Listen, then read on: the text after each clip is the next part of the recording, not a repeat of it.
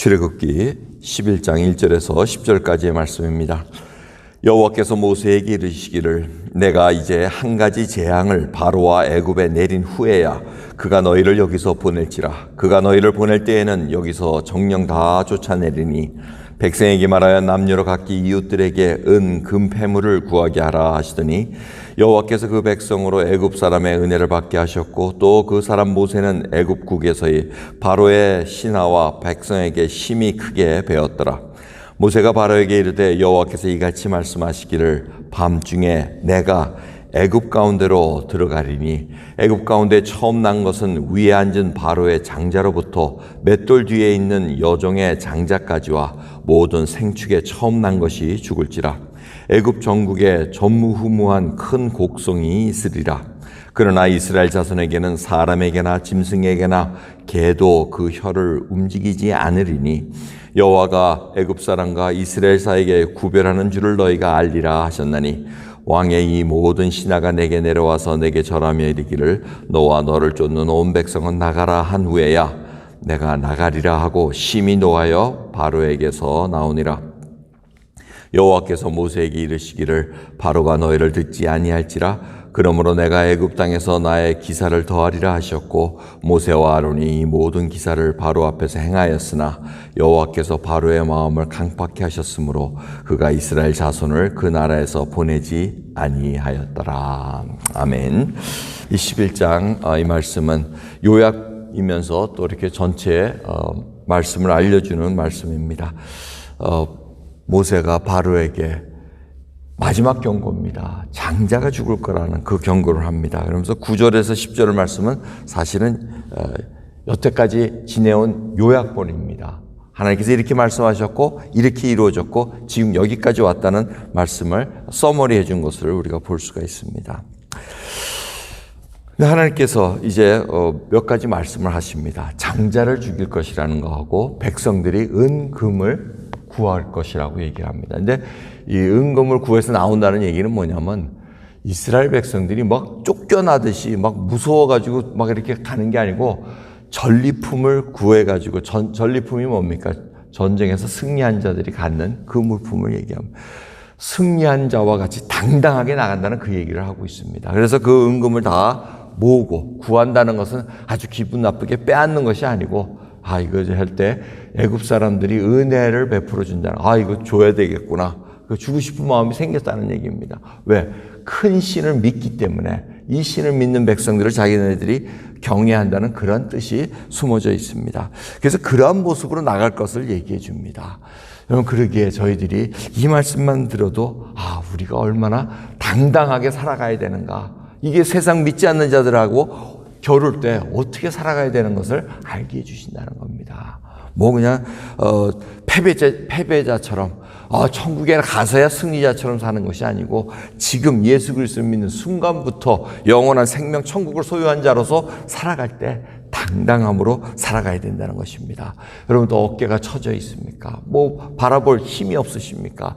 그럴수록 하나님을 바라보는 그 어깨가 펴져야 되고 당당함으로 살아가야 된다는 겁니다. 그러면서 장자가 죽을 걸 얘기하는데 애굽에서 바로의 장자부터 맷돌 뒤에 있는 여종의 장자까지 이렇게 얘기합니다. 그게 뭐냐? 가장 높은 자, 바로가 가장 높은 자인데 그 장자라면 애굽 사람들도 굉장히 귀히 여기는 그러한 문화였습니다.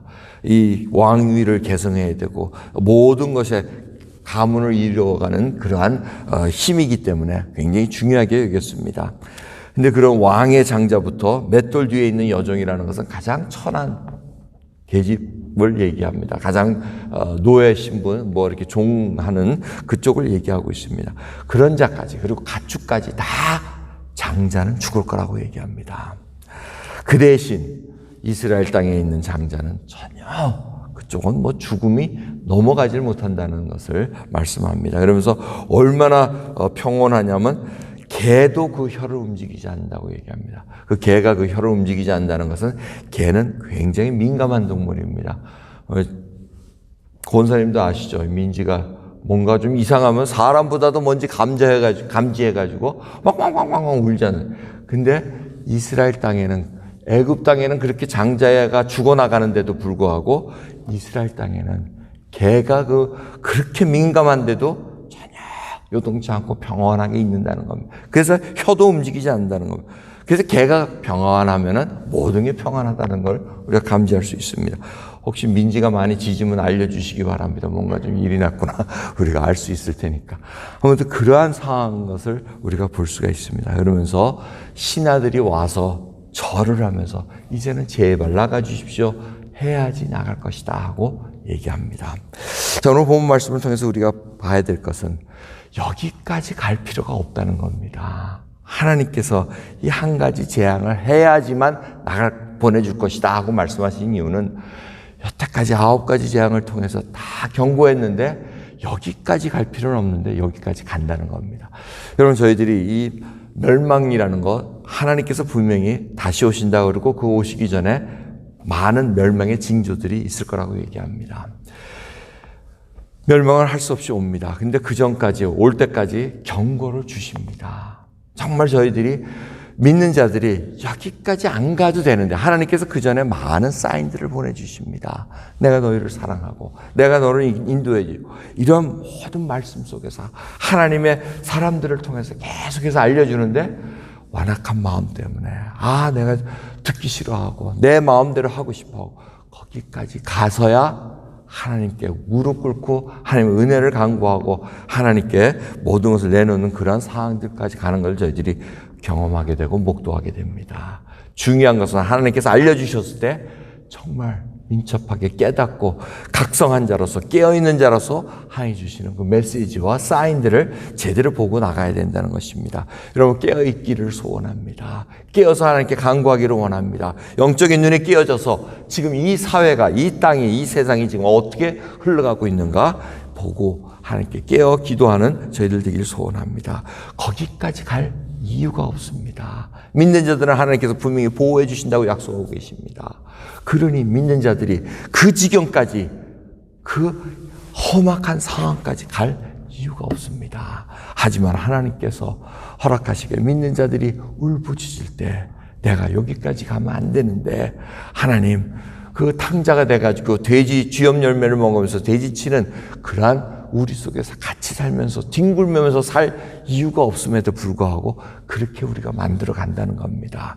그러기에 저희들 오늘 이 시간, 이 새벽에 어둠에서는 곡소리가 나지만 하나님을 믿는 빛에 거한 자녀들 속에는 참된 평안이 있다는 것을 다시 한번 깊이 생각하시면서 내가 빛에 거하는가? 정말 요동치 않는 평안 속에 있는가?